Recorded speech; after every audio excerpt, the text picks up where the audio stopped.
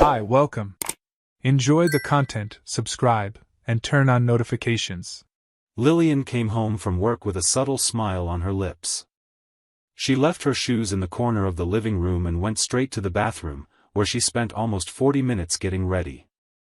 Daniel was finishing up dinner, and although he hadn't mentioned any specific reason for all that effort, he thought it was sweet.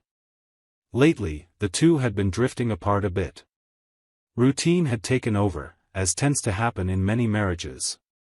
Still, he believed this dinner could rekindle something, maybe bring back some of the old lightheartedness.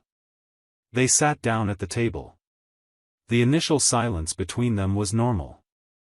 Both were tired from the week.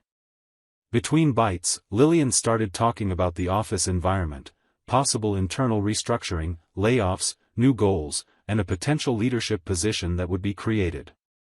Daniel listened carefully, interested. She'd always been ambitious, and he admired that. Her career mattered. But as she went on, the details started feeling uncomfortable. She said Adam, her boss, was the one who would choose who got promoted. She said he didn't show clear preference for anyone, but he kept a selective closeness with certain female employees. Daniel wasn't sure where this was going, but he stayed quiet. Lillian put her fork down, looked at him firmly, and said what she'd been rehearsing for weeks. She told him she had made a decision that might sound crazy at first, but that it was strategic, rational, and even selfless. She said that on Friday, after work, she would meet Adam at a hotel. He had invited her. And she had accepted. She explained it would be a one-time thing, no emotional involvement, no real consequences. She would do it for both of them. To guarantee stability. She said she was tired of watching her coworkers move forward while she stood still. That promotion would give her the recognition she deserved. One night to change everything, she summed up. Daniel paused. He didn't respond right away. He tried to figure out if this was some kind of test, a provocation, or just an ill-timed confession. But her face was serious. There was no joke, sarcasm, or regret. Just conviction. Like she was explaining a business decision. He stared at her for a long time. His chest tightened, his stomach churned, his mind trying to organize his thoughts. His world was collapsing and she didn't even notice. Or maybe she did and just didn't care. She said she had thought long and hard before telling him, and that she preferred honesty. That it was better to tell the truth than to hide it. She hoped he was mature enough to understand. That it was just sex. No weight. No emotional betrayal. Daniel picked up his wine glass, gently swirled the liquid around, and drank it all in one go. She kept her eyes on him, maybe expecting a scandal, an explosion, some reaction that confirmed how serious what she had just said really was. But he stayed still. He said he understood how important her career was to her. He said he respected her ambitions. Then he got up from the table. He went to the bedroom, grabbed his phone, checked a few messages, and sat in silence for a while, letting everything sink in. The dinner remained untouched. The smell of food no longer mattered. The taste didn't either. Lillian didn't push to keep talking. She just finished eating and went to the bathroom to take off her makeup. She seemed calm, like she had lifted a heavy weight off her shoulders. She believed deep down he would understand. That with time, this would be forgotten, maybe even forgiven. Daniel stayed there, motionless. He felt the ground firm under his feet, but everything inside him was shaking. Her words kept repeating in his head, like recordings. It's just one night. It's for us. It's just sex. Each phrase pierced him like nails in flesh. He went to bed later, when she was already asleep. He watched her face for a while. He tried to find there the reason why he once chose her. He searched for the woman with whom he had dreamed of building a life, starting a family, growing old. But he didn't find her. Instead, he saw someone who had crossed a line without looking back. who had reduced their trust into a simple transaction of interests. And in that moment, in the darkness of the bedroom, Daniel made a decision that would change everything. He didn't say anything. He didn't make promises or threats. He simply realized that from then on, he was already a different man. He woke up earlier than usual, made coffee, and left it on the table, like he always did. He left for work without saying much. On his face, an unusually calm expression for someone who had just been hurt like that. Because what was being born inside him wasn't anger. It was clarity. Clarity about what he wanted, what he deserved, and what he was willing to accept. Some betrayals don't need screams. They scream on their own, by the absurdity of their very existence. And Lillian's betrayal screamed loudly, even in complete silence. One morning, while she was taking a shower, he took her bag from where she had left it on the bed. Carefully, he placed a tiny microphone, hidden inside the seam of the side pocket. A discreet device, easy to camouflage. The gadget transmitted live directly to the app on his phone.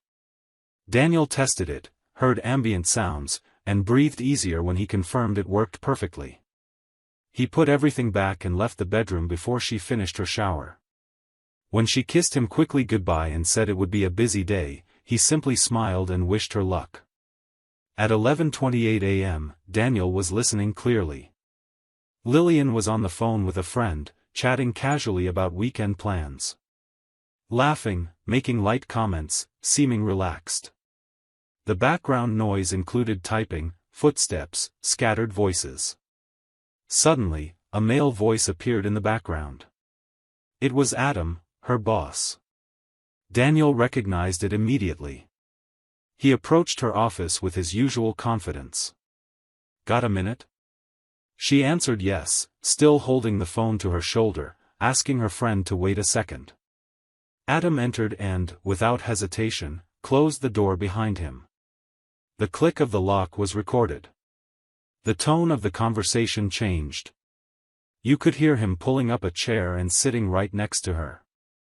The sound shifted. Daniel now heard their voices more clearly. Lillian stayed silent for a few seconds, probably typing or trying to focus. Adam continued, "Friday night, everything still good, right?"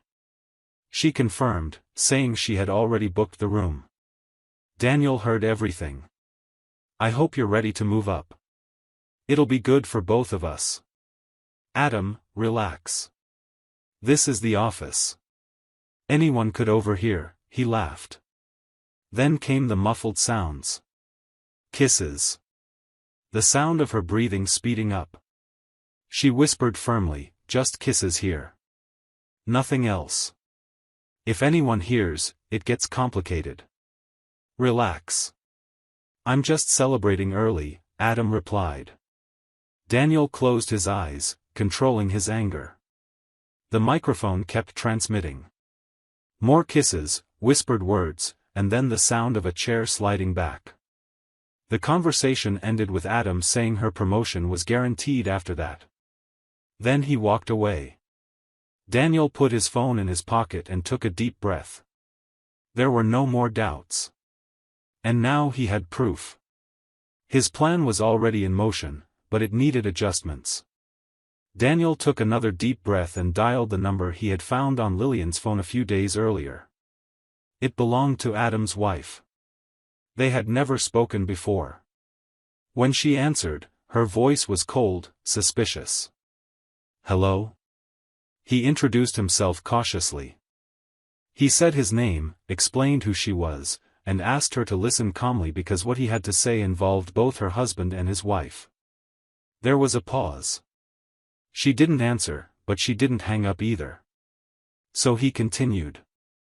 He told her he had noticed strange behavior from his wife, discovered she was planning an intimate meeting with Adam, and because of that, he had installed a microphone in her bag.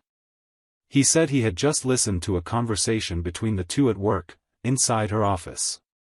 Kisses. Plans.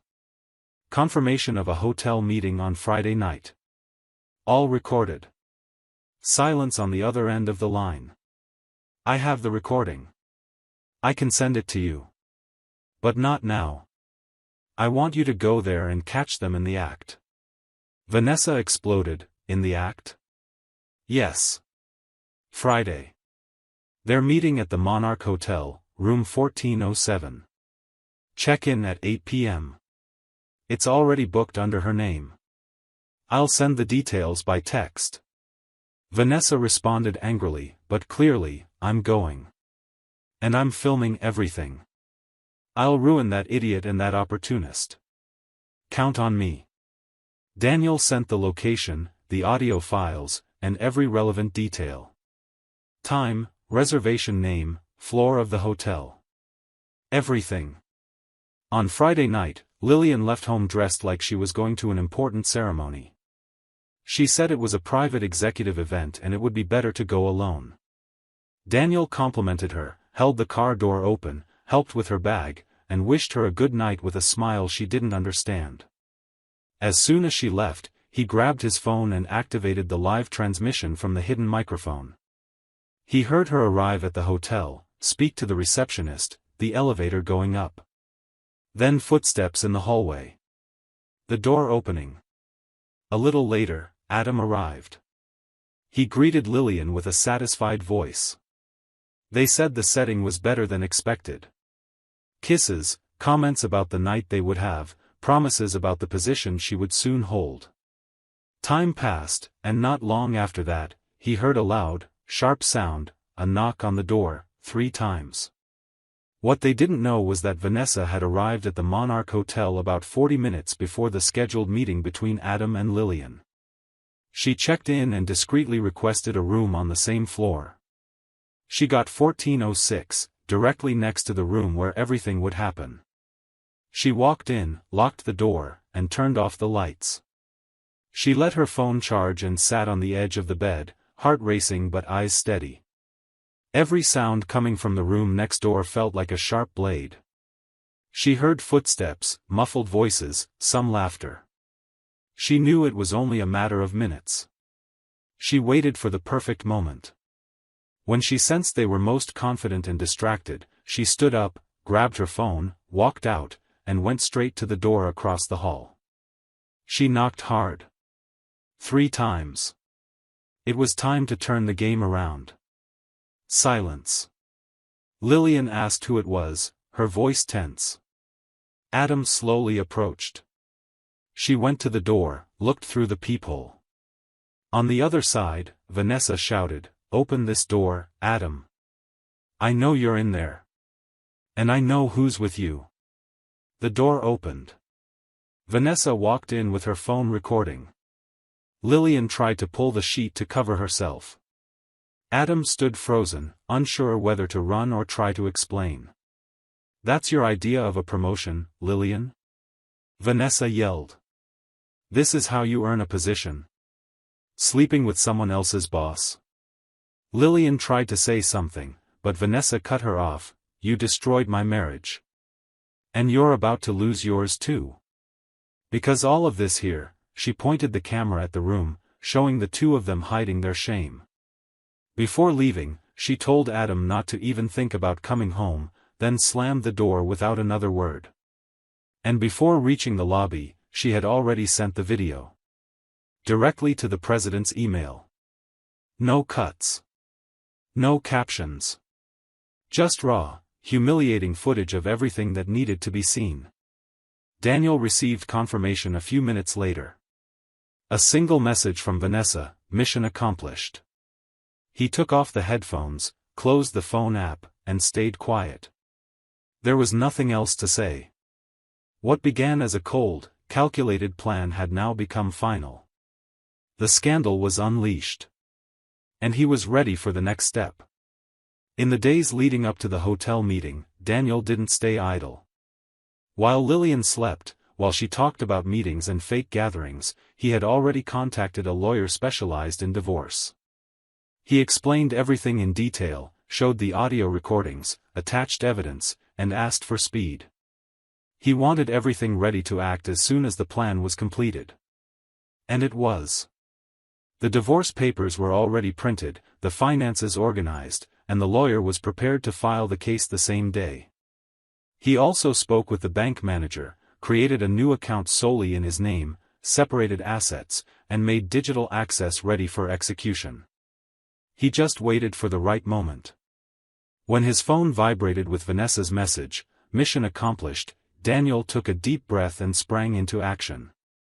He opened the banking app, transferred all funds from the joint accounts to his new personal account, cancelled Lillian's cards, and blocked her access to the system. Then he accessed the smart lock at home and changed the code. All within less than 10 minutes. The house that used to be a shared home was now locked down. He prepared an envelope with the divorce papers, signed by him and ready to be delivered, and left her suitcases in the garage with clothes, shoes, and basic items. Almost an hour later, around 11 p.m., Lillian parked her car in the garage and tried to enter through the front door. The keypad rejected the password. She tried again. Nothing. She knocked on the door, nervous, calling for Daniel. From the other side, he answered firmly, without opening the door, "These are the divorce papers. Your bags are in the garage. Grab them and leave." An envelope slid under the door. She picked it up, trembling, opened it, and saw the documents with his signature and the realization that everything had been prepared in advance. She tried to justify, "Daniel, wait. I did this for us. For our life. It was an opportunity." He replied sharply, "You did it for yourself. And now you reap what you sowed." She stood there for a few seconds, eyes watering, heart pounding. Then she walked to the garage, grabbed her bags, and returned to her car. Not knowing where to go, she decided to go back to the hotel. Maybe Adam could help her. When she knocked on the door, he was still there, sitting on the edge of the bed, phone in hand, pale face. He opened the door without a word. Lillian walked in, trembling. "Did they see the video?" she asked. Adam didn't answer right away. He just looked at her and said, "The CEO just called. We're fired. Both of us." She sat on the edge of the bed, silent. Then she asked, "What now? What do we do?" He gave a humorless, tired laugh, There's no we, Lillian. I'll figure out what to do with my life. Well, it'd be best if you disappeared from my sight. You brought nothing but ruin." She begged, "Can I stay here tonight?" Adam was direct, "No. Leave." She grabbed her bags again and left the hotel with no destination in mind. She called a friend, who took her in out of pity. She slept on a mattress on the floor, hearing messages from family members criticizing her and news spreading rapidly at work like wildfire. Over time, the scandal became public. Adam lost his marriage. Vanessa filed for divorce citing adultery, revealing enough details to prevent any chance of reconciliation. Lillian also officially divorced Daniel, but got nothing. Co-workers chatted in messaging groups, screenshots and videos circulated on internal forums. Neither Adam nor Lillian managed to find new jobs quickly. Adam's name, once associated with leadership and results, was now synonymous with betrayal. No company wanted to take the risk of hiring him. Lillian, alone, jobless, homeless, and divorced, ended up depending on others' kindness. And Daniel? He didn't look back. Because those who plant destruction will one day find themselves harvesting exactly that. Thank you for watching the video. If you enjoyed it, don't forget to subscribe to the channel and turn on notifications so you won't miss any updates. See you next time.